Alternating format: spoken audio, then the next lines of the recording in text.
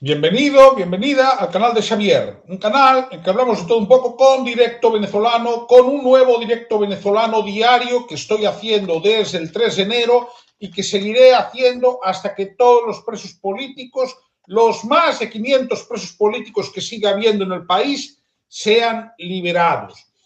Hoy el directo va a ser un poco distinto porque, bueno, tengo la suerte de que no estoy solo, lo cual es de agradecer porque hoy, por supuesto, se va a hablar de información, se van a dar noticias, se va a hablar del anuncio reciente de María Corina Machado que ella misma dio de que su regreso al país es inminente, pero vamos también a hacer análisis y coloquio. Y para esto cuento aquí, a mi lado, con Juan Carlos Pérez de Guecho, Arrachaldeón, Gabón. Juan Carlos. León, buenas tardes. Aprovecho de que creo que es Domingo de Ramos y esto en Venezuela es un asunto importante. Así que también para los venezolanos, feliz día de Domingo de Ramos. Precisamente alguno de los vídeos va a ir en esa línea. Y presento a Sergio, que se me tiene que desmutear. Buenas Sergio, noches. Buenas noches. Sergio Sanzo de Avilés. Buenas noches a todos desde Avilés. De momento todo está en orden, el programa funciona. Yo creo que expulsarán a Juan Carlos por veteranía un par de veces durante la sesión y así podremos comentar a nuestras anchas un poco lo que veamos, Xavier. Pero bueno, gracias por estar aquí en este directo dominical. Gracias por invitarme de nuevo a un directo sobre la actualidad política de Venezuela, que, claro, con tantos acontecimientos en la geopolítica actual, ha quedado un poco en el olvido, pero menos mal que tú, gracias a tus directos diarios, pues sigues manteniendo viva la llama, ¿no? Muchas gracias, Sergio. Vamos a hacer una cosa que creo que va a ser muy útil para iniciar, poner contexto y que luego podáis comentar, y es un vídeo que ha compartido uno de los dirigentes de la ONG Foro.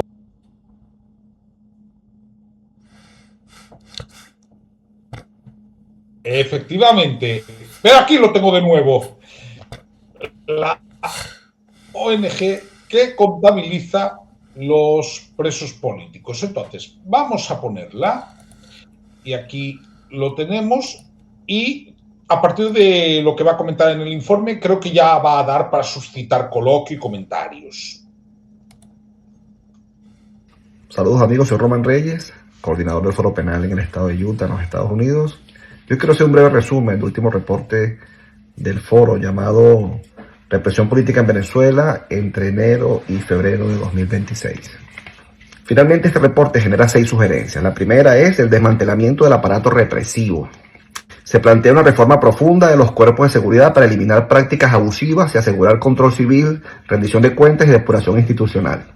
En segundo lugar, se plantea la renovación del sistema de justicia y del Ministerio Público. Es indispensable una reestructuración del Poder Judicial y del Ministerio Público con la designación de un nuevo fiscal general de la República que sea independiente, conforme a estándares internacionales de autonomía e imparcialidad para asegurar el cierre de causas arbitrarias y la investigación de abusos cometidos durante años de represión. En tercer lugar, la revisión del marco de aplicación de la ley de amnistía. Debe implementarse un procedimiento uniforme y expedito que asegure la aplicación de oficio y sin dilaciones, evitando discrecionalidad judicial. En cuarto lugar, la protección a las víctimas y familiares. Establecer un programa nacional de atención psicosocial y jurídica para víctimas de persecución política con enfoque de reparación integral y garantías de no repetición. Quinto, fortalecimiento del rol de las organizaciones de la sociedad civil. Se debe reconocer el rol de las organizaciones de derechos humanos y garantizar su participación en el seguimiento y evaluación de las políticas públicas. Y en sexto lugar, compromiso internacional y cooperación. Es clave mantener la observación activa de organismos internacionales para avanzar hacia la justicia transicional, verificable y sostenible. Bien, el contexto, lo recuerdo, es que sigue habiendo 500 presos políticos contabilizados en Venezuela y que las excarcelaciones, el ritmo de las excarcelaciones se ha reducido sustancialmente en los últimos días. Entonces, ante esto, ¿quién quiere empezar a comentar? Bueno, es cierto que... Juan Carlos. Vale, Juan Carlos. Por segunda vez. Bueno, de momento sigo, ¿no? Por aquí.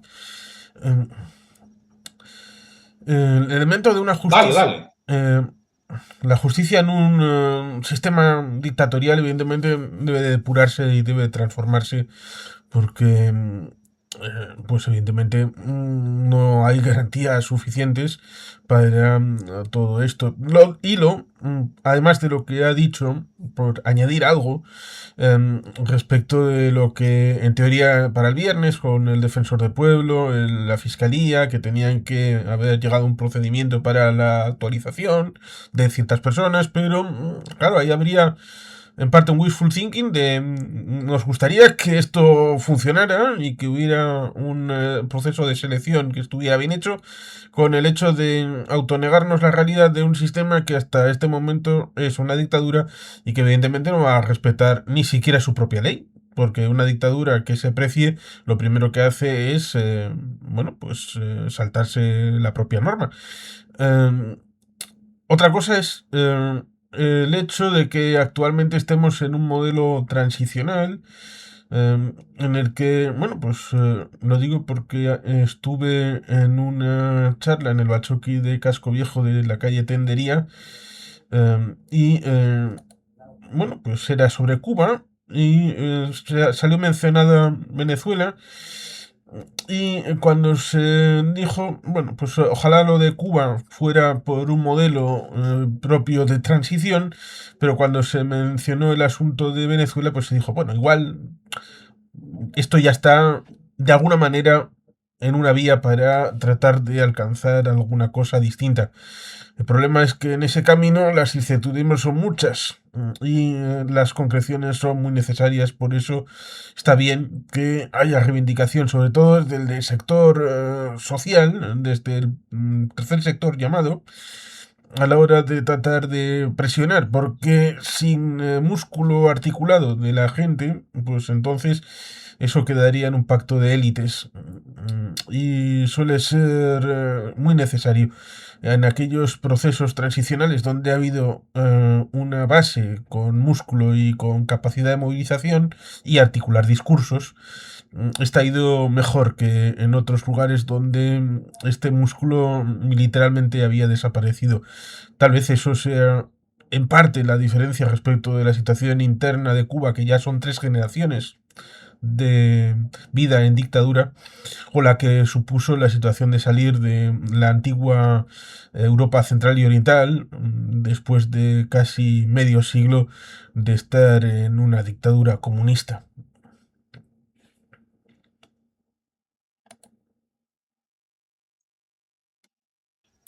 Muchas gracias, Juan Carlos. Sergio. Bueno, buenas noches de nuevo a todos los que nos escuchan aquí en España, desde Venezuela, desde otras partes del mundo.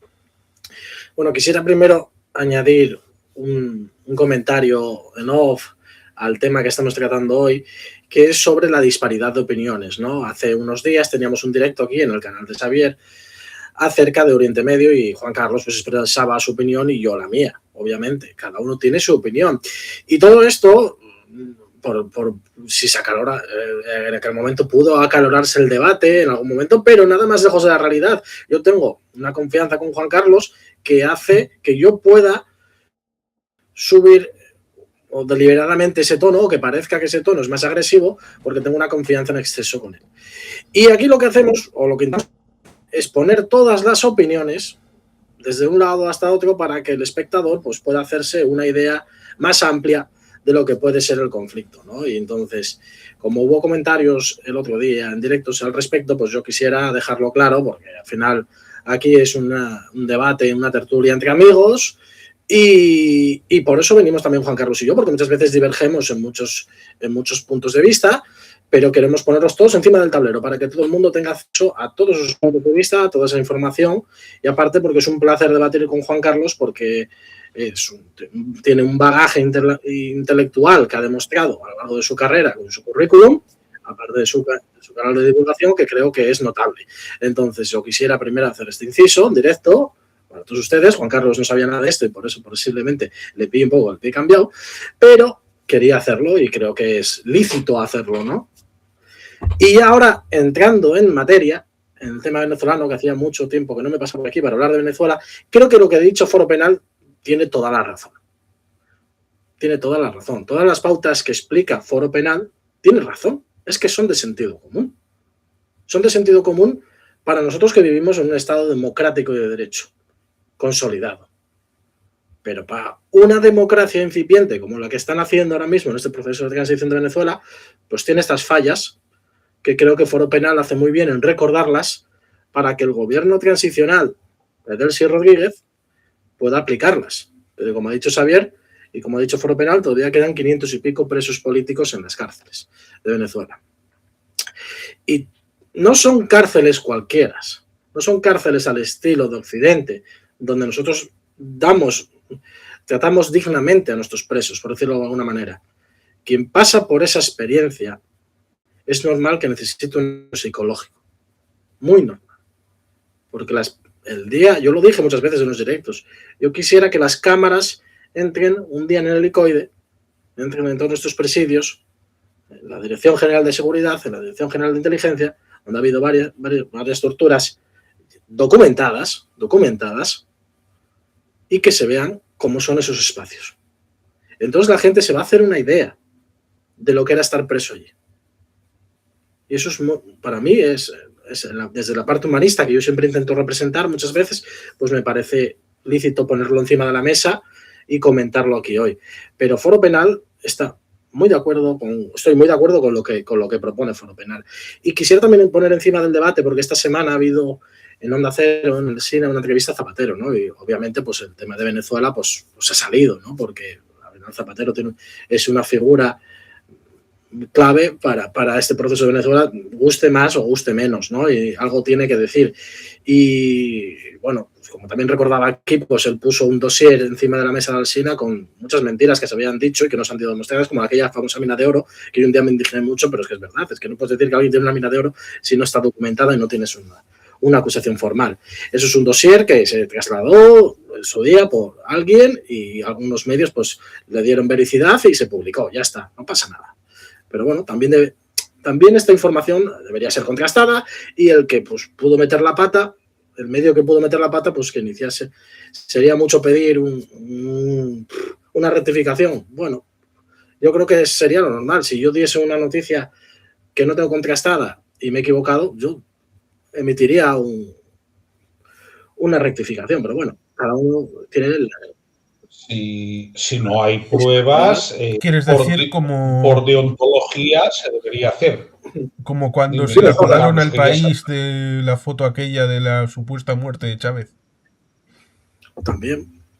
Hay muchos errores periodísticos notables, ¿no?, que hemos visto a lo largo de la historia, pero últimamente, como aparecen cada vez pues, más medios de publicación digitales que no son periódicos tradicionales o con una trayectoria, por decirlo de alguna manera, como puede ser El País, El Mundo, la ABC, ¿no? Entonces ya parece mucho más fácil buscar ese clic, esa noticia de última hora, esa noticia que te lleve, que tenga un gran titular, pero que no tenga... El clickbait. El clickbait, exactamente, no me salía la palabra, gracias, Xavier, y muchas veces pues confundimos, o muchos confunden lo que es la labor de un periodista, ¿no?, el hacer periodismo. Y simplemente quería pues, poner también encima de la mesa lo que dijo Zapatero, que gracias a él, que él comentaba en la entrevista, pues que claro, que él siempre intentó sacar todos los presos posibles, pero que no siempre dentro del régimen pues había gente que estaba a favor de esas liberaciones, ¿no? No se refería a los Rodríguez en este caso, yo creo que se refería más bien al madurismo y a otros sectores del madurismo, y tenía una confianza plena en Delcy Rodríguez y en Jorge para llevar a cabo esta transición. Y yo creo que de momento los Rodríguez están cumpliendo. Igual no están cumpliendo tan rápido como queremos, pero es que al final están desmantelando un régimen por dentro que lleva muchos años, que está muy asentado en los territorios, sobre todo más en las zonas rurales y del Amazonas, que ya hemos hablado muchas veces, pero que poco a poco las piezas van cayendo. Yo también predije un día que Vladimir Padrino iba, lo dije aquí, lo dijimos todos, iba a caer, cayó. Sí, cayó. Y ha caído Tarek William Saab, que era el fiscal general. Exactamente. Y también quisiera, para finalizar mi intervención inicial, pues una cosa que comentaba con Xavier también en privado, pues que me pasó un vídeo el otro día, no era de Superlano, era de... Era de Juan Pablo Guanipa, lo voy a poner de hecho ahora otra vez, pero genial, sí hablaba. Pero me llama mucho la atención porque ya es el típico vídeo de un partido político ejerciendo política casi en libertad, ¿no? Sí. Pudiendo expresarse sin temor a una represalia. Entonces, para mí eso sí que indica que estamos ante el principio de algo, pero que bueno, todavía faltan muchos pasos por dar, ¿no? Pero sí me recuerda que empieza a haber un cambio notable y esperemos que factible en los próximos meses y al final pues se convoque un nuevo proceso electoral, sobre todo yo diría más bien constitucional, porque yo creo que hay que empezar de cero y sentar las bases para una nueva república en Venezuela. Bien, voy a poner el vídeo y así ya le hago la asistencia a Juan Carlos para que hable. Es un vídeo de Juan Pablo Guanipa de ayer en Margarita, ¿no? Que fue un vídeo épico. Me encanta que se digan las cosas por su nombre. A ver, como yo recuerdo, Juan Carlos recuerda cómo fue el 29 de julio de este personaje siniestro, no del que habla, a Juan Pablo Guanipa le tengo un gran respeto y admiración, pero sí del personaje del que habla, veamos. Vergüenza, si me estáis viendo, necesitamos cambiar el Consejo Nacional Electoral. ¡Amoroso! ¡Amoroso! ¡Amoroso! ¿Y saben por qué se va? Por sinvergüenza. Por eso se va. Se va porque se prestó a presentarle al país un resultado electoral falso. No podemos ir a una elección con ese sinvergüenza allí. Hermano Amoroso, vos sos un sinvergüenza. Si me estáis viendo, vos sois un sinvergüenza. Te prestaste para robarte las elecciones el 28 de julio del 24. Sinvergüenza. ¿Cómo lo ves, Juan Carlos? Pues que es como el momento aquel en el que cierto actor vieja gloria de Estados Unidos dijo ganador La La Land, y en realidad era Moonlight. Bueno, en realidad debería haber ganado La La Land porque Moonlight es peor película y la gente la ha olvidado, pero es casi lo mismo. En esa situación en la que viene Elvis, Amoroso, no el de Memphis, y te suelta. No el rey. Maduro ha ganado por el 80%, o el 70%, o el 50%, o el 49%, y el otro ha sacado 47%. Podía haber dicho 51,20. Además, el resultado redondo. Podía haber dicho cualquier cosa, ¿no? A la primera que se le hubiera ocurrido. Y suman los porcentajes y suman 5%. Sí. Cierto es que cuando he visto esa situación me he recordado de algún que otro meeting de Revilla en el mercado de ganados en Torrelavega a comienzos de la transición. Está bien que haya este comienzo. Seguramente, Sergio, recordarás ese primer congreso socialista después de la muerte de Franco en Madrid, en el que hubo figuras internacionales que... Igual el paso siguiente pudiera ser algo de eso, en el que hubiera un congreso en Caracas, en el que estuviera María Corina Machado, estuviera Pedro Sánchez en ese congreso, algo de eso pudiera ser ya ir avanzando en elementos. Y sí, está bien porque, claro, ¿quién controla al controlador? Bueno, pues aquí todos los elementos deben de ir un poco acompasados respecto de, bueno, la democracia tiene que ir llegando poco a poco. Primero igual, tal vez no... Va a venir la democracia. No, a ver, primero hay que hacer estos actos. La democracia no es un elemento cincelado en Marvel. La democracia se ejerce y se actúa. Que sirva para que la gente, por lo menos los que estaban ahí de espectadores y participantes, porque también han dicho cosas, que se embandolen, tengan valentía, que cojan el ánimo, les insufle el hecho de la pasión por este momento y que la contagien. Cuando vuelvan a sus casas, a los vecinos, que les contagien. Mira, hemos estado en un acto con Guanipa, ha estado muy bien. Te puedes informar, puedes coger lo que está diciendo, transmítelo, dilo. Si hay que criticar, pues critica. Si te parece que podría ser mejor, pues dilo. Pues así, bueno, pues me parece estupendo. Sergio. Sí, sí, sí, es que es lo que me dice Juan Carlos. A mí es lo que me pareció el otro día, lo primero que digo, esto ya es casi, estamos haciendo política ya con cierta normalidad democrática, ¿no? Parece, ¿no? Porque él ha podido hablar sin ambajes lo que opina del señor Elvis Amoroso, ¿no? Y sabe que no va a haber una represión. O sea, bueno, ya se ha llevado bastante, ya se ha llevado bastante. Pero creo que es el inicio de algo. Es verdad que pueden ser, como eso es que decía Juan Carlos, esos inicios en el pabellón de ganados de Revilla, ¿no? Pues claro, es que igual estamos en esa etapa, por comparar, ¿no? En Venezuela. Estamos en esa primera etapa primigenia de un nuevo sistema democrático. Por eso yo decía lo de una nueva república, porque yo creo que es necesario. Yo creo que sobre los mimbres del actual sistema no hay mucho que rascar. Yo creo que los venezolanos libremente deberían elegir una nueva asamblea constituyente y darse unas nuevas normas adaptadas al siglo XXI. Es lo que yo considero, ¿eh? Y yo creo que es lo que debería hacer para una fluidez democrática y una normalidad democrática normal. Porque yo creo que todo el mundo tiene ganas y yo creo que los Rodríguez, tengo mi punto, yo sigo confiando en los Rodríguez en el sentido de que son el actor necesario dentro del régimen para poder cambiar las cosas. Yo creo que eran la pieza necesaria. Al final, aquí tuvimos un chulapo guapo que era Adolfo Suárez y nos llevó desde dentro del régimen y nos hizo una transición y nos ayudó bastante, nos allanó el camino bastante, él y otros elementos. Pongo en relieve la reciente serie de Anatomía de un Instante, ¿no? Que por si no lo han visto, pues analiza 3 perfiles que son clave, ¿no? Para ese proceso de transición. Habría alguno más, yo añadiría alguno más, pero bueno, la serie se centra en esos 3. Sobre todo en el general Gutiérrez Mellado, que es siempre el gran olvidado, pero fue también una pieza clave para mantener el ejército a raya y que supiera adaptarse a las nuevas condiciones democráticas, ¿no? Yo creo que Venezuela está en ese punto, pero bueno, me gusta ver esos mítines así agresivos ya contra el contrincante político o sobre políticas pasadas para ver que ya empieza a despertar, empieza a florecer esta nueva partitocracia, ¿no? Y sí, y como dice Juan Carlos, yo creo que obviamente los actores que factan son Edmundo González y María Corina Machado en el país, que puedan empezar a realizar a ser política en normalidad. Y también, pues, también Pedro Sánchez, ¿por qué no? Porque yo creo que la Internacional Socialista debe posicionarse, y lo digo aquí, tiene que, que arropar a una nueva formación política que quiera sumarse al proyecto socialdemócrata internacional, y los líderes socialdemócratas internacionales deben apoyar, obviamente, claro, pero, este proceso.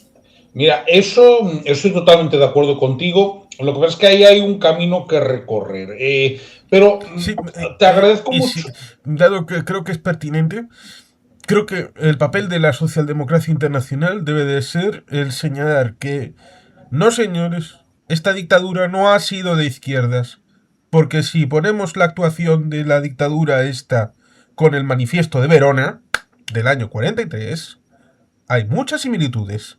Por tanto, la socialdemocracia, que tiene miembros en Venezuela, partidos miembros de la Internacional Socialista... Voluntad Popular, yo decir, de ellos voy a hablar. ¿Qué es la izquierda? Pues esto de aquí. Estos partidos que han estado sojuzgados, oprimidos, reprimidos, y aquí viene la socialdemocracia internacional a rapuarlos.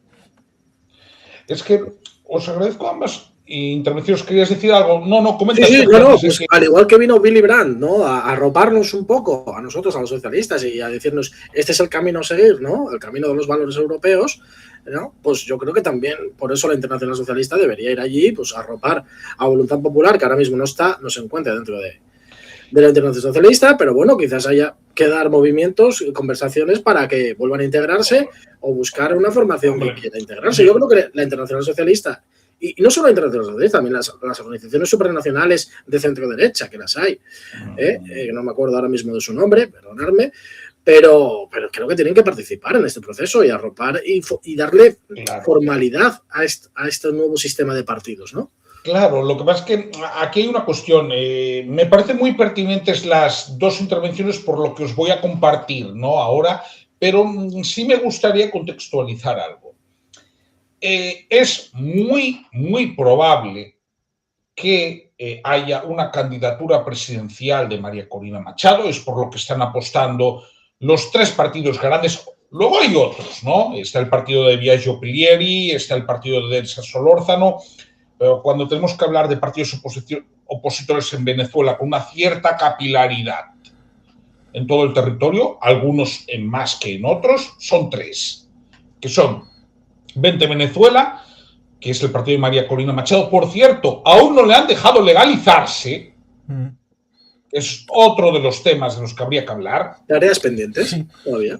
Esto que comentas es un poco lo que va a pasar, parecido a lo que ocurrió en Chile con la Concertación y Patricio Aylwin. Algo así. Es que es por donde quiero ir. Es decir, hay básicamente 3 partidos de oposición, ¿no?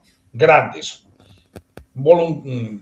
Vente Venezuela, que es un partido esencialmente liberal, pero entendiendo como liberal, el equivalente sería Ciudadanos en España, creo que la gente me entiende así.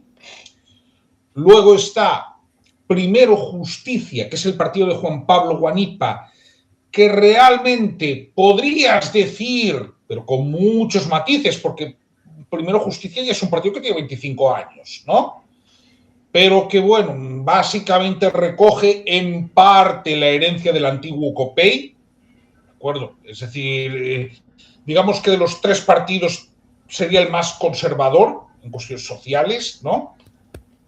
Y luego está Voluntad Popular, que era lo más parecido, con matices también hay que decirlo, ¿no?, a un partido socialdemócrata. Entonces, ¿qué es lo que sucede? En unas elecciones presidenciales, ¿cuál es la idea que tienen los grandes partidos de la oposición y que es lógico por otra parte? Hacer cumplir el mandato del 28 de julio, pero que esta vez María Corina Machado pueda ser la candidata, ¿no? ¿Y por qué os comento esto? Porque evidentemente en un nuevo régimen democrático pues tendrá que haber un partido liberal, un partido socialdemócrata, socialista, un partido más conservador. Pero es que, claro, ahora mismo de lo que se está hablando básicamente es de que un régimen autoritario caiga. En este caso parece que va a ser por evolución, ¿no? Como Sí, por sí, otra parte, sí, por el español. Yo no quiero sacar mi bola, bueno, sí, voy a sacar mi bola de cristal, ¿por qué no? Yo creo que, como has explicado bien, estos 3 grandes partidos que formaban esta oposición, creo que van a seguir unidos durante un tiempo, hasta pues que logren por fin llegar a Miraflores, intentar dar ese cambio político para demostrar que hay alternativas, ¿no? O turnismo político, perdón, mejor dicho. Entonces, y a partir de ahí yo creo que ya pues cada uno pues se irá desligando y irá tirando por las ramas de su propia ideología. Pero bueno, yo creo que eso es normal, ¿no? Es una evolución natural, por decirlo de alguna manera. Claro. Yo creo que ahora mismo estamos en ese momento. Lo que hay que decirle al gobierno transitorio de Delcy Rodríguez y de Jorge Rodríguez es que pues vaya acelerando y vaya dando estos pasos, ¿no? Y que permita la entrada al país de María Corina Machado y de Edmundo González, la legalización de sus siglas y que puedan comenzar a hacer política en condiciones normales. Y esto precisamente, gracias Sergio, me da para la siguiente noticia. Esto fue ayer, pero tiene importancia porque yo luego voy a enseñar un mensaje de María Corina Machado. Estas cosas en Venezuela hasta ahora no han sido posibles. Habían clausurado la sede de Vente Venezuela en Caracas, en el Bejucal. Esto que estamos viendo ayer fue el acto de reapertura de la sede. Está Henry Albiárez, que es el secretario de organización de Vente Venezuela, al que le han negado la amnistía, por cierto. Está María Oropeza, que también fue presa política, ¿no? Están abriendo la cinta. Y bueno, hombre, fue un acto que tuvo una cierta importancia, ¿no? Pero mira, ya son actos de restitución democrática, ¿no? De normalidad democrática, ¿no? O sea, son pasos adelante.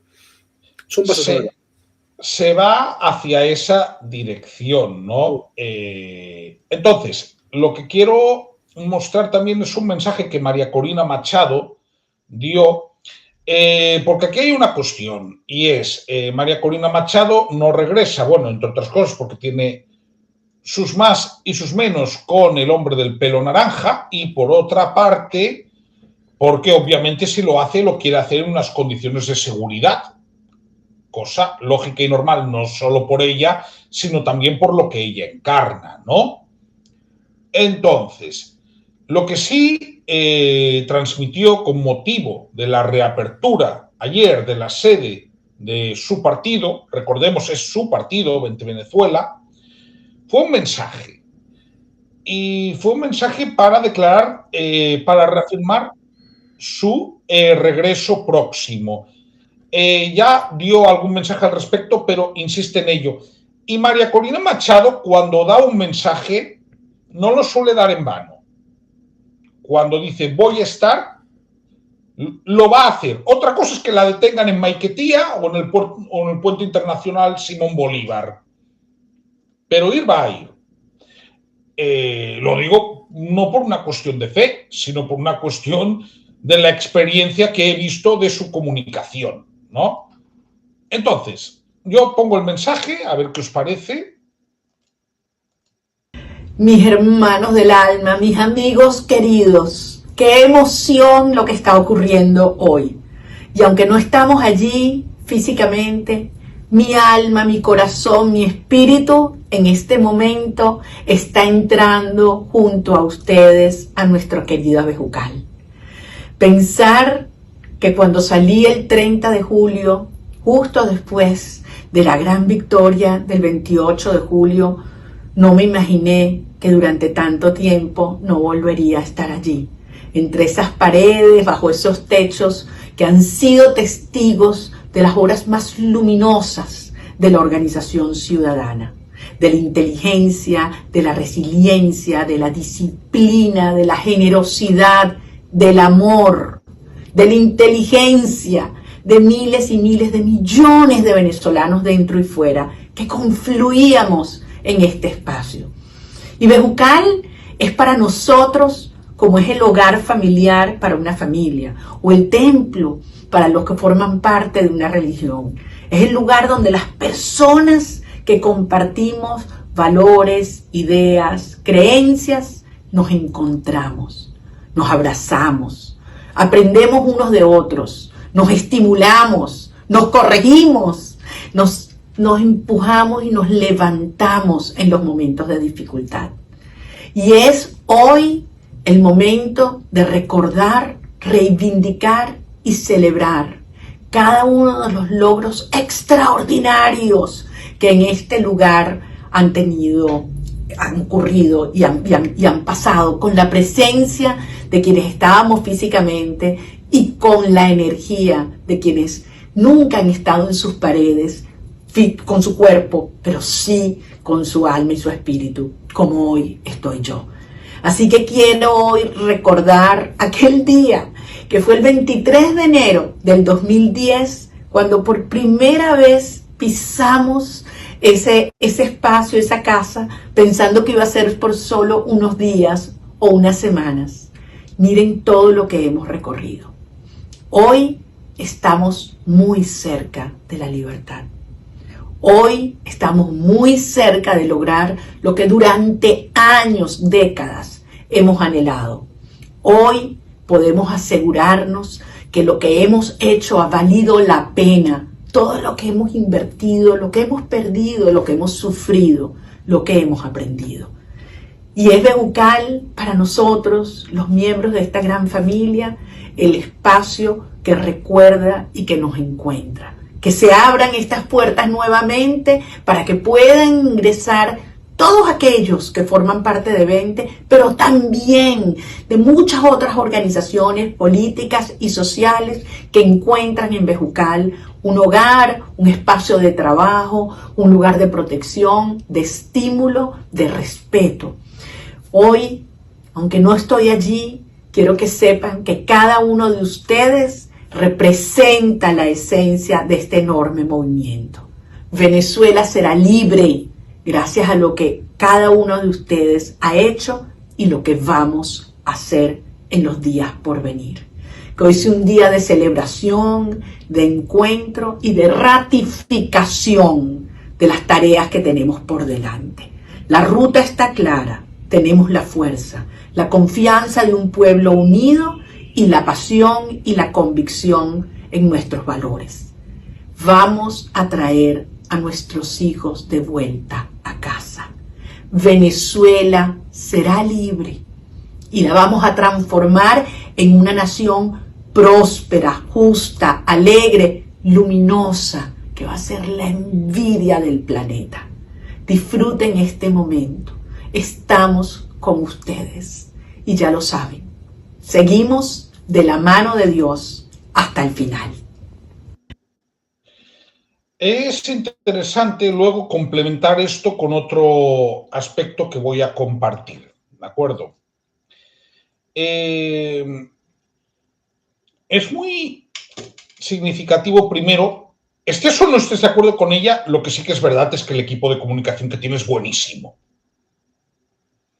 Quiero decir, y habla en términos que en España nos pueden sorprender un poco, pero que en Venezuela no sorprenden. Y lo digo porque voy a enseñar algo. Hoy, como ha comentado antes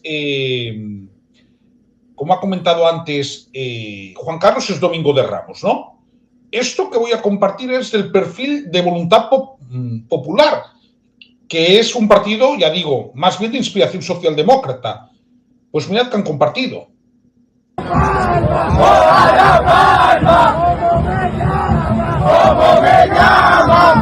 Es una bendición de la palma de Domingo de Ramos.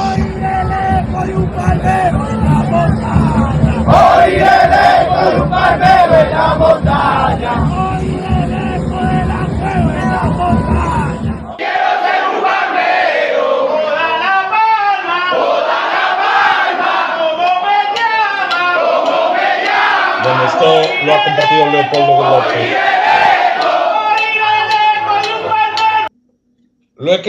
Lo he querido compartir, hombre, un venezolano, obviamente esto no le extraña, pero para poner un poco de contexto, ¿no? Y entender que, bueno, María Corina Machado ha reafirmado su compromiso de estar ahí y de ir hasta el final. Juan Carlos, ¿qué valoración haces después de haber podido dar este contexto que creo que ayudaba, aunque tú ya lo conocías? De lo primero, hay una amalgama curiosa que también es necesaria a la hora de hacer un discurso respecto de una sede de partido que se reabre, cosa que en el caso del Estado español ocurrió respecto de...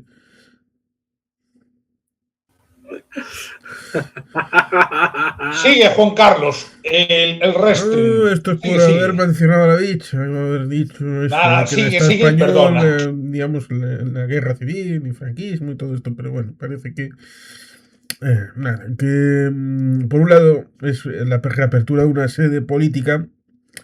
Ella actuaría como miembro de un partido político, y por el otro el hecho del discurso institucional para todos los venezolanos, superando la dictadura, superando la situación actual y el hecho del regreso de ella para enrumbar el país hacia lo que estamos de acuerdo los tres, que sería en el fondo una sexta república que superase lo que ha supuesto la Quinta República, que ha sido un paréntesis dictatorial en el devenir de la historia de Venezuela.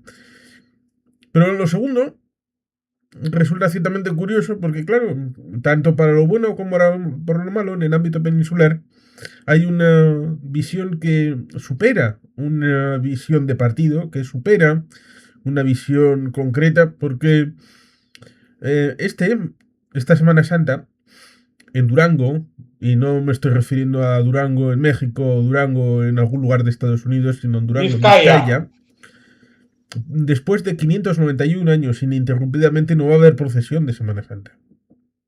Y eso significa que no hay un relevo generacional.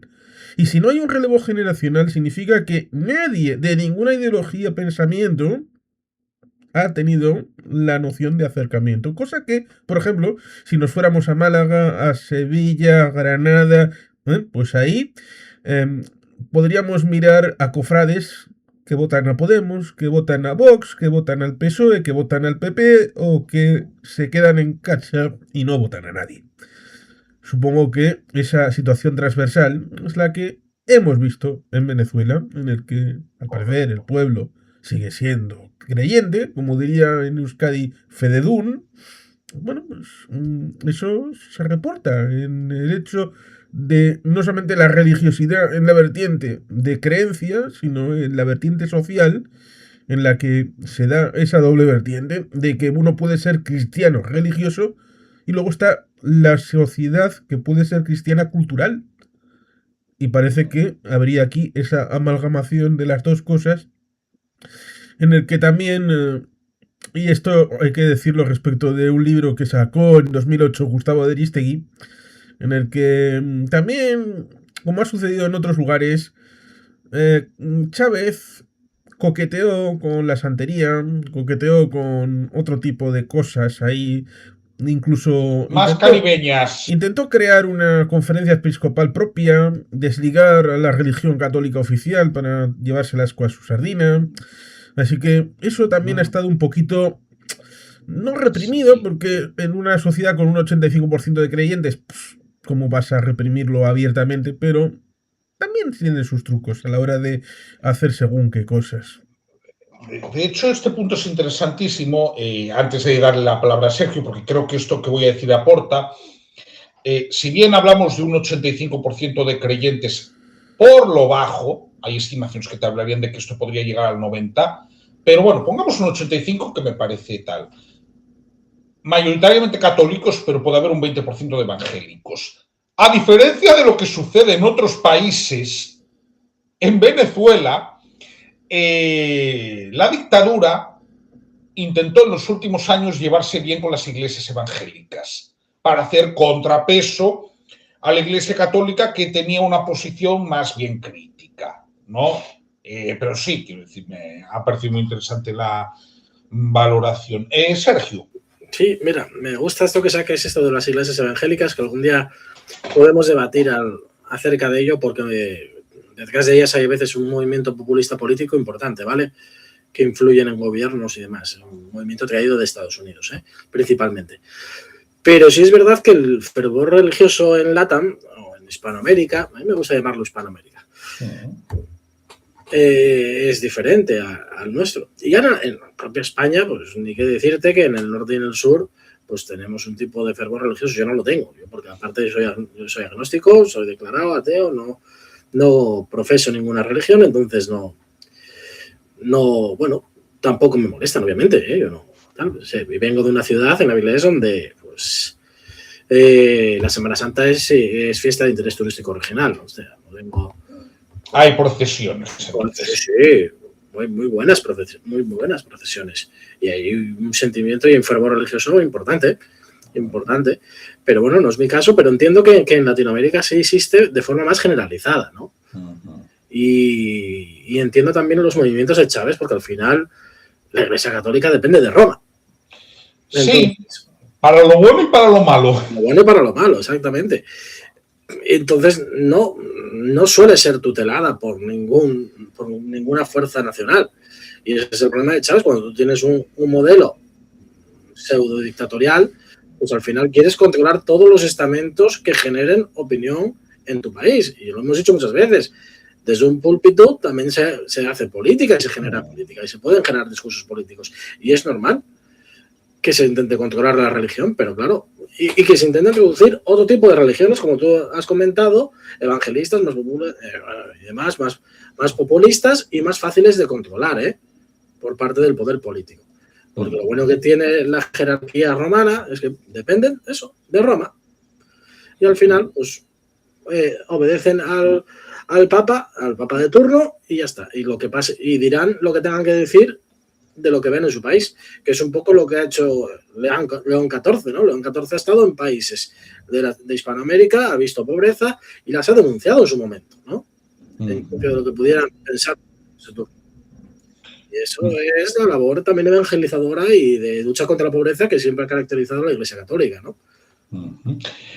Sí. Mira, quería compartir, porque este caso... Claro, creo que, gracias Sergio, Sergio, que tú aún no habías llegado, pero Juan Carlos seguro que se va a acordar de él. Este era un diputado de Voluntad Popular del Estado Aragua que se tuvo que exiliar en España después de las elecciones del 28 de julio. Ha podido regresar, ¿de acuerdo? Creo que te acordarás de él, Juan Carlos, ahora que... Sí, estuvimos con él. Y más de una vez, si no recuerdo mal. Así es. ¿no? Es Manuel García, y bien, ha podido regresar a Venezuela, está ya dando mítines, ¿de acuerdo? Voluntad Popular quizás es un partido que está tardando un poco más que Primero Justicia o que Vente Venezuela. A ver, sin duda ahora tenemos que hablar claro, Vente Venezuela es el partido más grande de los tres, con más fuerza en Caracas, también hay que decirlo, y ahí sí que hay que entender también la configuración regional de Venezuela. Por ejemplo, Primero Justicia, ahora mismo, digo después de la salida de los alacranes, ¿no? Juan Carlos, digo para poner el contexto. Sí. Ahora mismo, Primero Justicia es un partido que tiene, por supuesto, gente en todos los estados del país, pero donde es más fuerte es en el Zulia, ¿de acuerdo? Lo cual no ha de extrañar porque Juan Pablo Guanipa ganó unas elecciones a gobernador del Zulia y se negó a asumir el cargo porque si lo tenía que asumir, tenía que aceptar la asamblea constituyente que se había inventado Maduro. ¿Te acuerdas, no, de esta historia que tú me has comentado más de una vez, Sí, Juan Carlos? aquel sistema que dije antes, lo del manifiesto de Verona en 1943, pues habría encajado perfectamente en 1925 en un sistema de tipo mussoliniano a la hora de hacer aquella elección de constituyente. Por estamento, es una cosa extraña, pero claro, con toda la intención del mundo. Perdona, Sergio, te doy la palabra y luego además hago algún otro comentario. Sí, a ver, al final aquella asamblea constituyente fue porque la asamblea ordinaria no le gustaba, o las mayorías que había alcanzado aquella asamblea legislativa ordinaria no le gustaban, y entonces pues... Y luego generó pues aquel caos que hubo político, obviamente, porque había una serie de diputados que tenían un mandato lícito y no pudieron expresarlo. Ese es el problema del actual sistema venezolano. Por eso yo vuelvo a decir que es necesario, ahora sí de verdad, y tras unas elecciones limpias, donde haya organismos supranacionales que puedan comprobar de verdad, de facto, la validez de esas elecciones y se genere una nueva asamblea constituyente que tenga el sentir real del pueblo venezolano. Es que es lo propio, es lo que yo espero para Venezuela. Y a partir de ahí, pues ya se desarrollarán una serie de instituciones nuevas vinculadas a ese nuevo proceso constitucional que consoliden este sistema. Es la única salida que tiene Venezuela ahora mismo. Y los Rodríguez lo saben, lo que pasa es que intentarán pues retrasarlo todo lo posible. Sobre los Rodríguez hay un tema interesante que tú además me comentaste no hace mucho. Efectivamente, si Delcy va a las elecciones, y yo creo que es posible que vaya. Yo creo que va a ir. No va con la marca del PSUV. No va a ir con la marca del PSUV. Va con la marca Movimiento Somos Venezuela, que es una marca blanca que se creó en los últimos años de Chávez, que ha tenido una vida un tanto convulsa. Que seguramente esté recuperando ahora vigor, ¿no? Sí. Sí, la cosa fue algo pintoresco porque hubo el movimiento Quinta República, que luego, pues debido a determinadas cuestiones, aparte del hecho de que cuando un partido se presenta, conforma alianzas, por ejemplo, el Gran Polo Patriótico, en el que se incorpora más de un partido, pero hubo un momento en el que se estableció la idea de confluencia en un partido único, y eso fue el Partido Socialista Unificado de Venezuela. Pero hubo también sus más y sus menos. Por ejemplo, la histórica sigla del Partido Comunista de Venezuela dijo: nosotros somos un partido histórico, no nos podemos diluir dentro de esta amalgama, por mucha fraternal hermandad que tengamos, no, esto debe de seguir teniendo. Y bueno, pues se lo respetaron más o menos, a pesar de que luego hubo injerencias, toma de dirigencia por parte de la justicia, y como eso, pues también hubo otros partidos que todavía quedaron por fuera de lo del PSUV.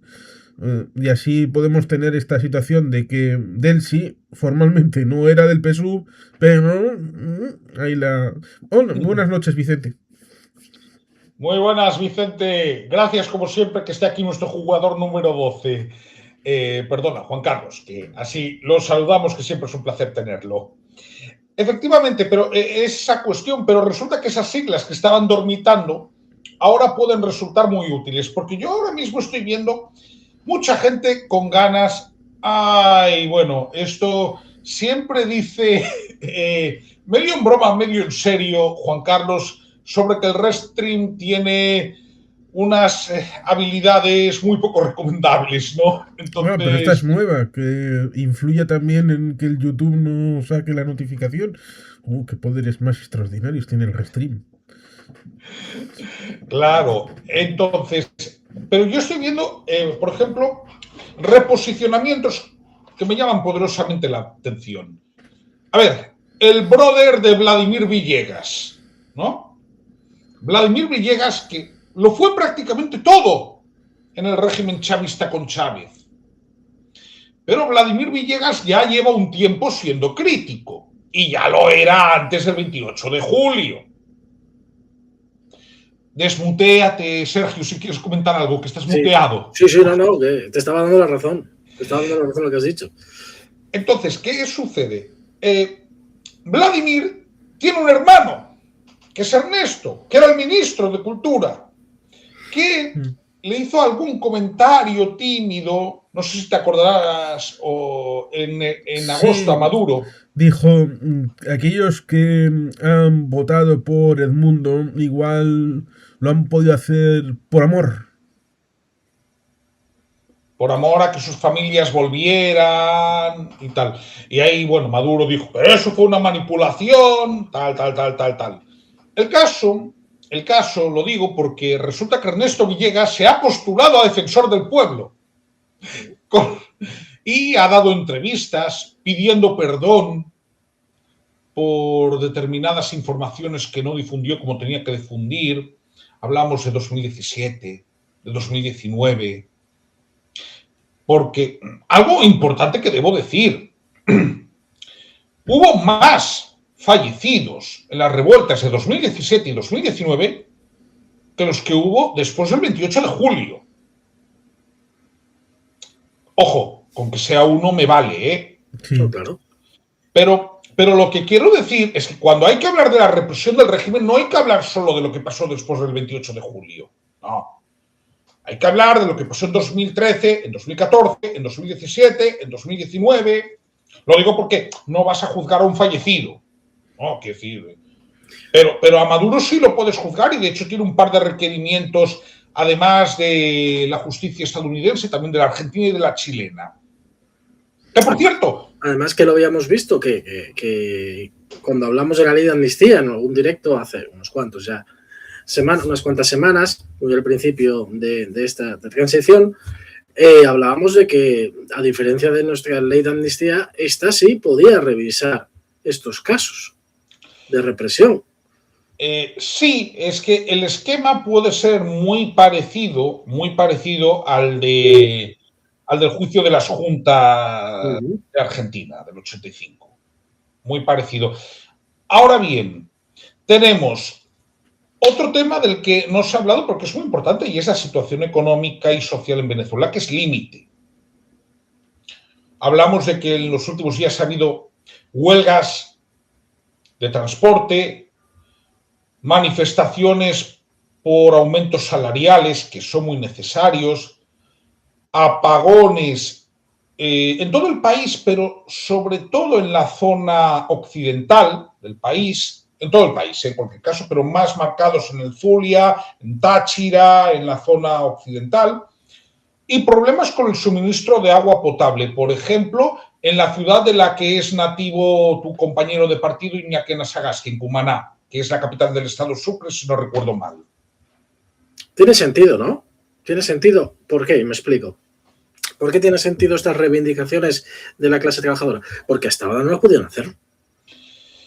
Esto ya es lo mismo que habíamos visto anteriormente. Empieza a haber un cambio. ¿Un cambio en qué sentido? En que la gente se atreve a decir lo que piensa y a luchar por lo que piensa. Porque aquí hemos visto muchas veces que el PSOE pues, tenía de izquierdas muchas veces, pues no sé, lo que tengo yo de torero, ¿no? Vamos a ver. O las políticas, ¿no? Porque si al final no mejoras la vida de la clase trabajadora, pues eres un fraude. Ya lo he dicho muchas veces, ¿no? Para mí, en grandes líneas, eres un fraude. Si quieres ser de izquierdas y no has mejorado la vida de la clase trabajadora, eres un fraude. Punto. Luego un día vamos a debatir lo que quieras, pero eres un fraude. Y entonces, ¿qué pasa? Pues que empieza a haber esa libertad para poder expresarse. Seguramente salgan nuevos sindicatos. Sería bueno.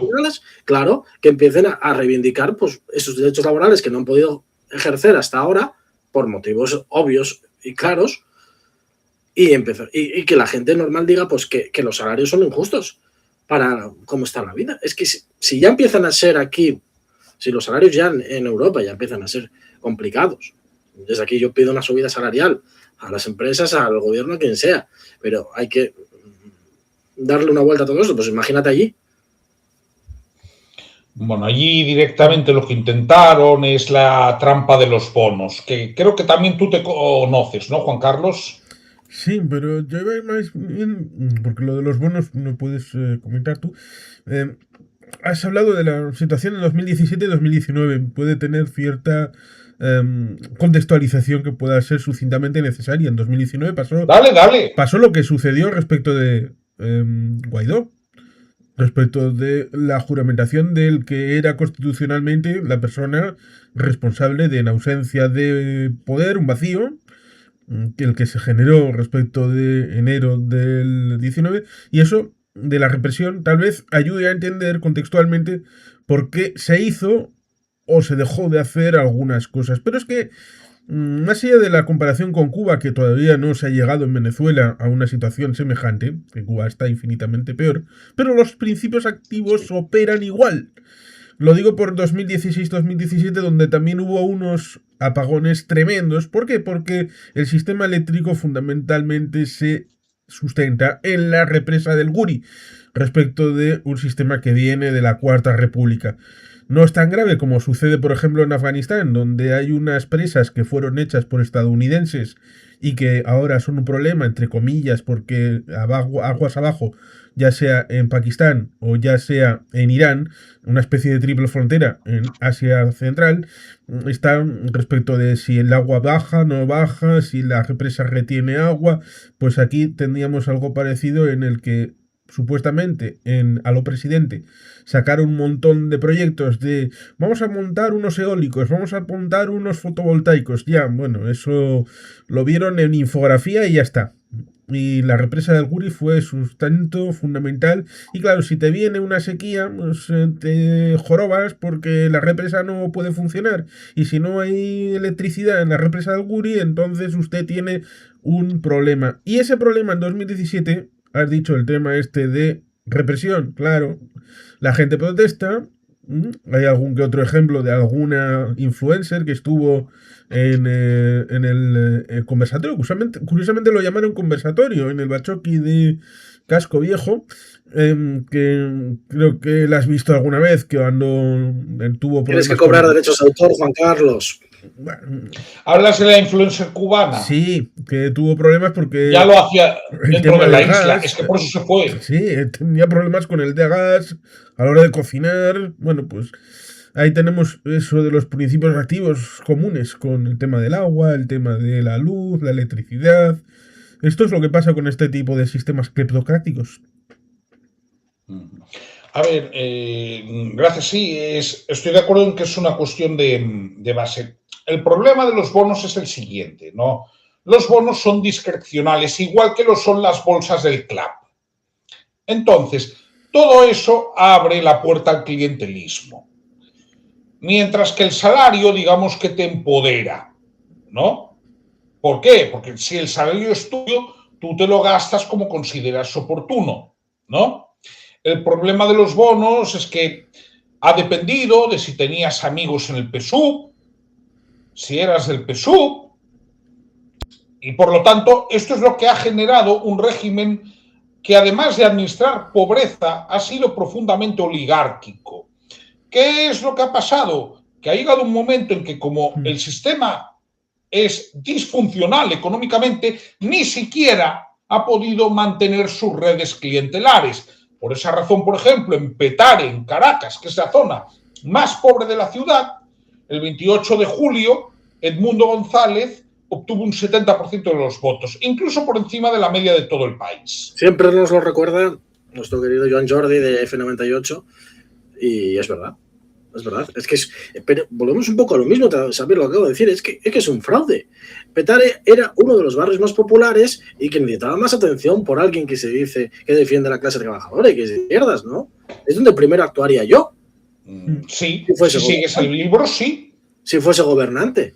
Entonces, si ese barrio, en vez de sustentar una mejoría, al revés, lo que hay después de 20 años de chavismo es pues, un empeoramiento claro de las condiciones de vida, entonces, blanco y en botella, ¿no?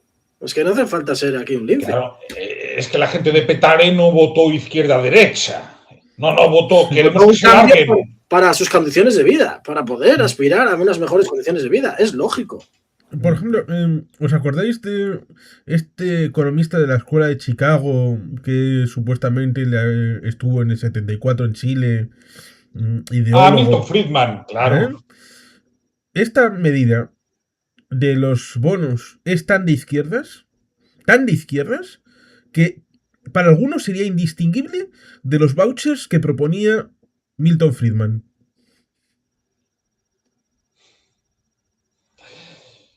Estoy totalmente de acuerdo. Claro, entonces ese es un poco el problema, que el sistema ahora mismo está enfocado de una forma perversa. Luego, tenemos también otro elefante en la habitación que yo no quiero dejar de hablar antes de que ya vayamos a la parte final, que es recordar a los presos políticos, ¿no? De nuevo. Y es el hombre del pelo naranja. ¿Por qué? Porque el hombre del pelo naranja el otro día habló de que había detenido 8 guerras y de que no le habían dado el Premio Nobel de la Paz. Aún les cuece, ¿eh? El caso es que tuvo que hacer un elogio. Tiene el premio FIFA a la paz, que también, bueno, tiene su importancia, ¿no? Bueno, si tengo que elegir, prefiero el de la academia, ¿eh? Lo de la FIFA ya. Y como decía antes Xavier en este mismo directo, ojo al gesto de María Corina Machado, de su equipo de comunicación, victoria política incontestable, la entrega simbólica del Premio Nobel de la Paz para este señor, Sigue, Xavier, perdón por interrumpir. No, pero tienes razón. Bueno, pero María Corina Machado tenía que hacerlo. Gracia no le haría ninguna, pero está mirando a largo plazo, que es como tiene que mirar un estadista, ¿no? Pero el caso es que, bueno, tuvo que elogiar a María Corina Machado. Decir un adjetivo elogioso. Y esto significa que de momento está en la ecuación, pero, bueno, empiezan a llegar los réditos de la administración del negocio del petróleo. Hombre, lo están haciendo mejor que Maduro porque es que tampoco era muy difícil hacerlo mejor, ¿eh? Básicamente porque ya le han dejado de regalar petróleo a Cuba. Entonces, la cuestión...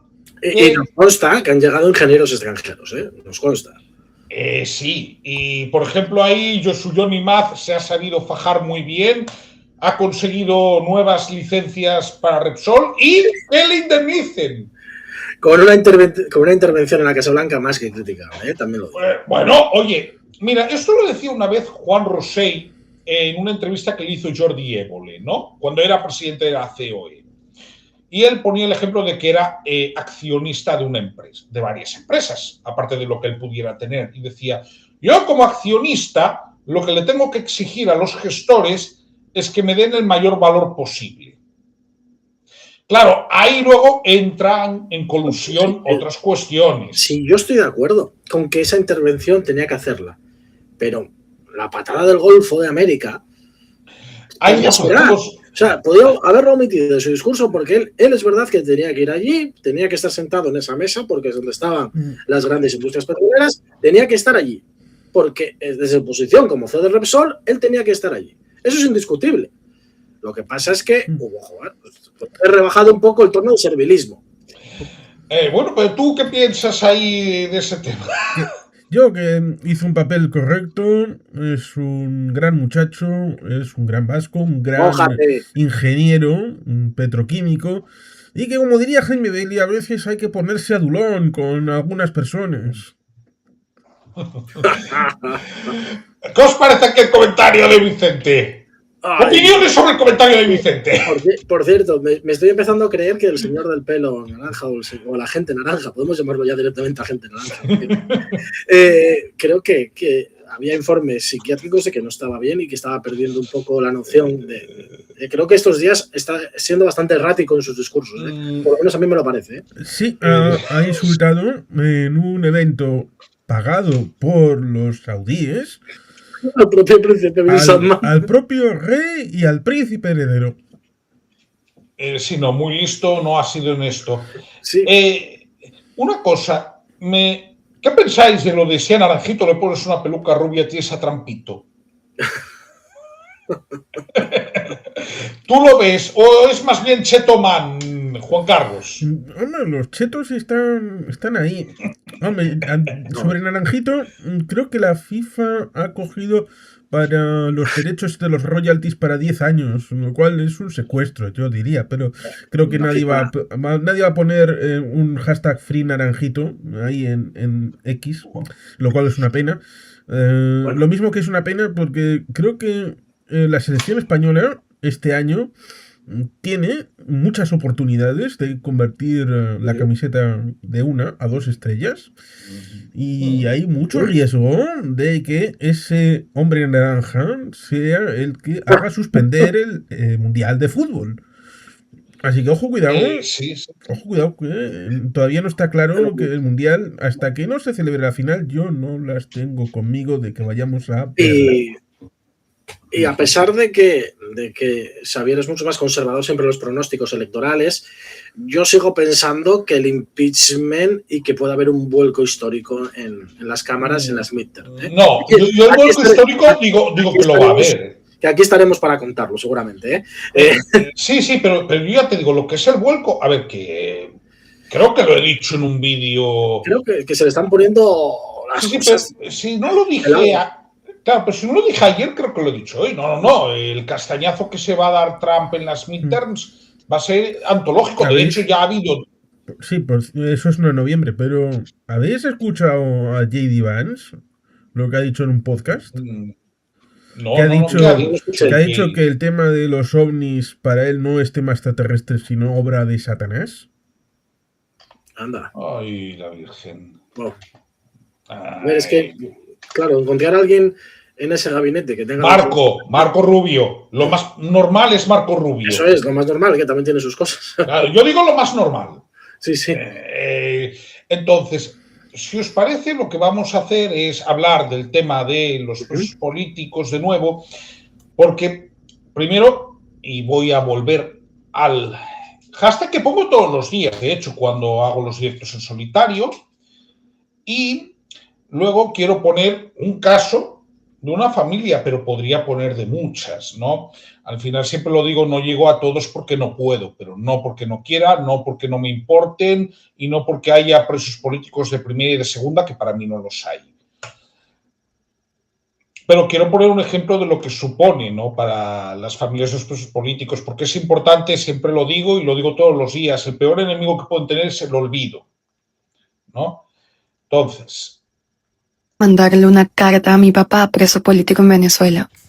Otra vez es fin de semana, el único momento en el que me dejan tener un mínimo de contacto con él. Te explico. Mi papá es Héctor Hernández da Costa. Como ustedes saben, él está en la cárcel El Rodeo 1 y allí no permiten llamadas, no permiten mensajes, no permiten que él responda. Solo dejan mandar una sola carta. Este fin de semana me toca a mí, su hija. Tengo 2 hojas en blanco y espacio limitado, como pueden ver. Son órdenes que hay que cumplir, no debo excederme. No sé por dónde comenzar. Si ha pasado poco o si ha pasado toda una vida desde los más de 2 años que no me dejan ver a mi papá. A Hernández da Costa le negaron la amnistía. ¿Cómo le explico yo eso a él? ¿Cómo le explico a una persona inocente que lleva más de 7 años esperando su libertad que no hay absolutamente nada? A veces siento que Venezuela los olvidó, a él y a tantos presos políticos, que al ser incómodos o al ser militares, los dejaron en un vacío judicial y en un silencio que pesa cada día. Me pregunto, ¿qué somos nosotros? ¿Qué es mi papá con esta injusticia y mi familia separada? Me piden paciencia. ¿Qué más tengo yo que esperar? El silencio está haciendo que esto se vuelva normal, se vuelva cotidiano. No hay ninguna acción que beneficie a los presos políticos. Mientras tanto, mi papá sigue allí. Papá, tú me enseñaste a ser fuerte, a no darme nunca por vencida, y te lo prometí, no me voy a cansar hasta volverte a ver. Y esta carta, ni siquiera sé si algún día la vas a poder leer.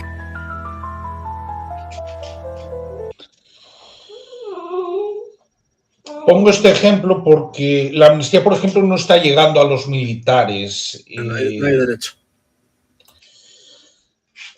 Es que llevan 80 noches delante del Rodeo 1 y del Helicoide, las familias. Quiero poner alguna foto. 80 noches. Hoy va a ser la 81.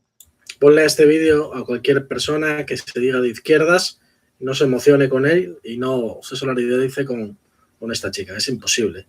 O sea, es que... Si es una buena persona, se solidarizará, aunque sea comunista. Sí. Ahí está el Partido Comunista, que seguramente el propio Partido Comunista de Venezuela apoye esta liberación. Efectivamente. Iba a decir que, sobre todo si es comunista, en el caso de España, recordando a los húmedos. Correcto. Este es un ejemplo de la vigilia de ayer del Helicoide. Es que son todas las noches. Todas las noches. Ya está bien de que no informen a las familias, ya está bien de que no haya justicia, ya está bien de arbitrariedades. Mira, Vicente, yo lo que sí pido y quiero aprovechar, lo que yo sí le quiero pedir a la gente que vea mis directos es que si alguna vez en redes sociales ven algo de un preso político, ya sea en Instagram, en X, en Facebook, por ejemplo, el clip del Comité por la Libertad de los Presos Políticos Venezolanos, que es muy fiable, que le den like y compartan. No por el tema de que guste, porque por supuesto no nos puede gustar que una persona esté presa, pero sí que eso da visibilización.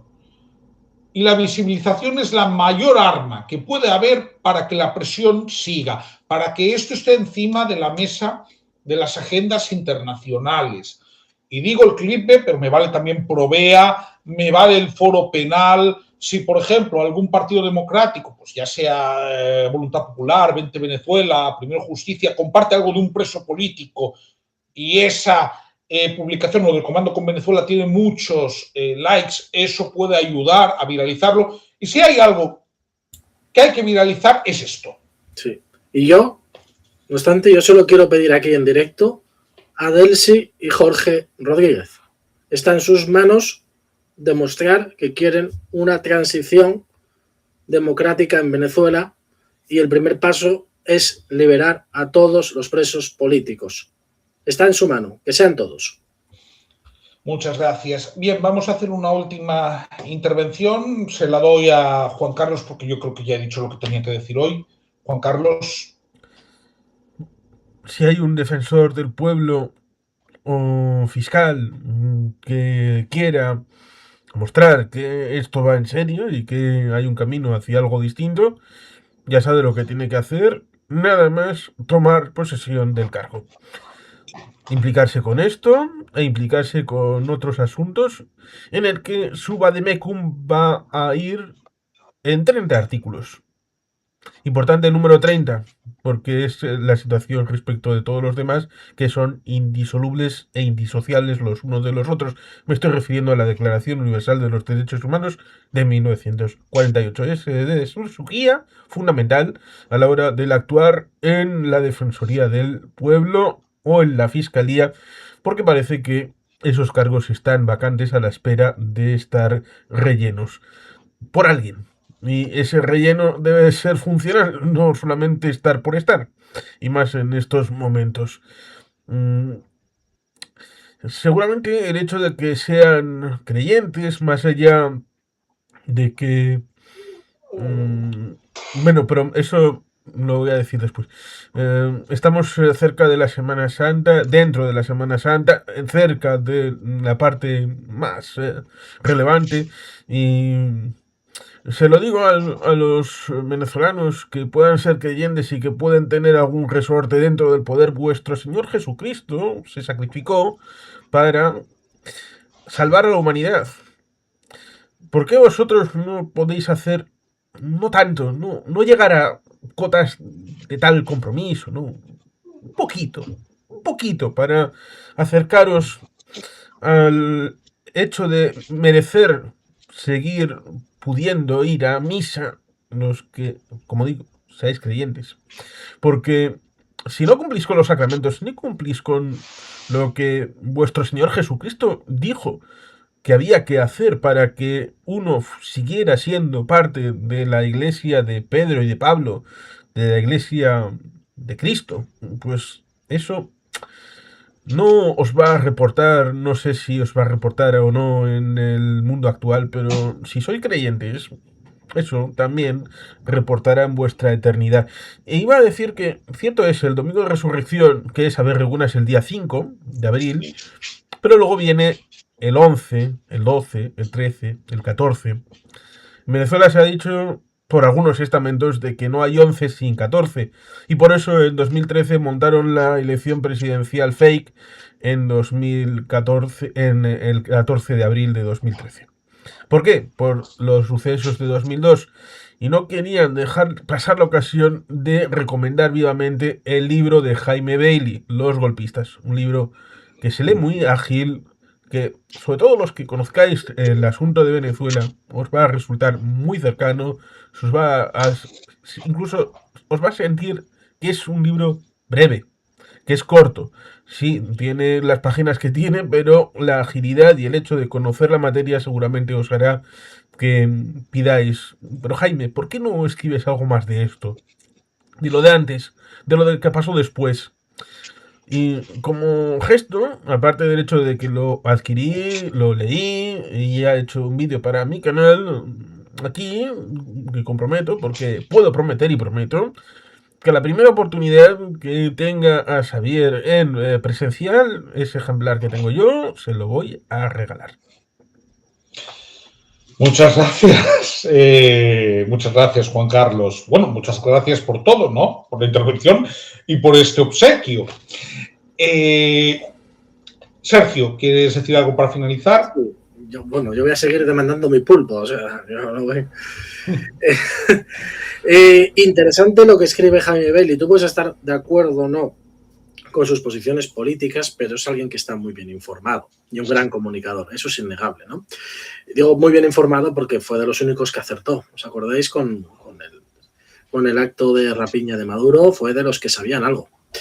Y habían informado meses antes y hizo una aproximación. En agosto o septiembre ya lo sabía. Muy acertada de los tiempos. Por eso Jaime Bailey, aparte de ser un gran comunicador, es un gran periodista y tiene buenas fuentes. Entonces, sabe de lo que habla. Sabe de lo que habla, más allá que puedes estar de acuerdo o no con él. Yo no estoy en las antípodas ideológicas de Jaime Bailey, pero lo he escuchado más de una vez, obviamente. Y quisiera ya, por finalizar, pues dar las gracias a Xavier por dejarme acercarme un poco más a la realidad venezolana, por saber de los presos que todavía quedan, por saber de su actualidad, por dejarme participar con mi pequeño grano de arena en este coloquio sobre Venezuela, sobre lo que creo que debería ser el país y sobre sus aspiraciones, ¿no? Sus sueños, sus legados, y que dejen atrás pues ese pasado tenebroso de pesadilla y de sueños rotos, nunca mejor dicho, ¿no? Así que gracias por estar aquí, gracias por dejarme participar en ese espacio y que sean todos. A vosotros también, gracias. Y nada, comentar que mañana a las 9 de la noche, hora española, volveré con un nuevo directo venezolano para repasar la actualidad del día. Y yo lo que puedo asegurar, si la salud me lo permite, y de momento creo que me lo va a permitir, es que yo voy a estar todos los días hasta que salgan todos los presos políticos. Empecé el 3 de enero. Hasta que yo tenga la noticia de que liberan a los últimos presos políticos, seguiré todos los días, seguiré, sea el día que sea de la semana, porque para los presos políticos no hay domingos, ni fines de semana, ni días festivos. Muchas gracias y, como digo siempre cuando finalizo estos directos, gloria al bravo pueblo. Que el yugo lanzó.